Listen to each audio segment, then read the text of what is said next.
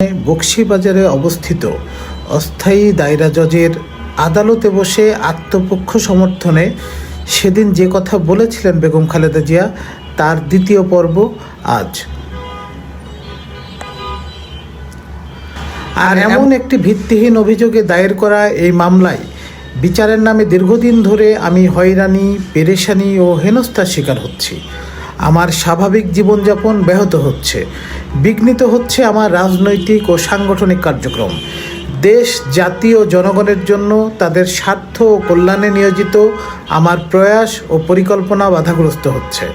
এমন সব হয়রানিমূলক মিথ্যা মামলার কারণে আমার দলের নেতাকর্মী, সমর্থক, শুভান্যধায়ী ও জনগণের এক বিরাট অংশকে থাকতে হচ্ছে গভীর উদ্বেগ আর উৎকণ্ঠার মধ্যে।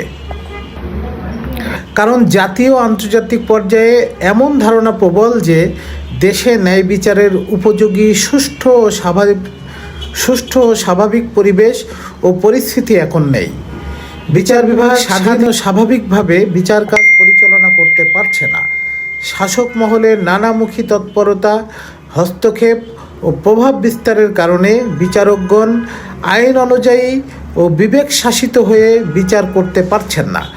রায়, সিদ্ধান্ত ও নির্দেশ প্রদানের ক্ষেত্রে বিচারকগণকে তোয়াক্কা করতে হচ্ছে সরকারের ইচ্ছা অনিচ্ছার উপর। ক্ষমতাসীনেরা কিসে তুষ্ট এবং কিসে রুষ্ট হবেন সে কথা মাথায় রেখে বিচারকদের চলতে হচ্ছে। বিচারকদের পদোন্নতি ও নিয়োগ এবং হয়রানি ও বদলির ক্ষমতা বিপুলভাবে রয়ে গেছে ক্ষমতাসীনদের হাতে। এই ক্ষমতা অপপ্রয়োগের ভয়ের দায় তাই বিচারকদের মনে থাকাটাই স্বাভাবিক। নিম্ন আদালতে এই পরিস্থিতি ও পরিবেশের নেতিবাচক প্রভাব আরও বেশি প্রকট। আমি একটি মাত্র ছোট্ট উদাহরণের কথা এখানে উল্লেখ করতে চাই। পরবর্তী এপিসোড দেখবেন আগামীকাল। ধন্যবাদ।